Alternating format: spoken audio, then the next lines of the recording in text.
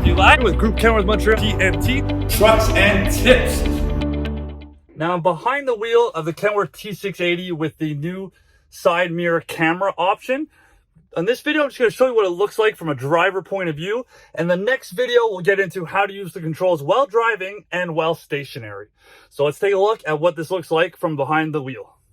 So now I'm behind the wheel. You can see here, there is your first screen. And you still have your traditional mirror just in case there's an issue. And it's also the law to always have a mirror on the truck. And then when I look over to my right here, you have your secondary passenger side screen, which also has the look down mirror option. And when you come over here to the controls, you have the menu controls on the driver's side here. And then when you go down here, you just have an additional button for the camera controls. So this is to move the mirror, and this is to adjust the camera. And then you go between your left and your right side. In this case, you see it lights up yellow when you're selecting that side to know what side you're working on.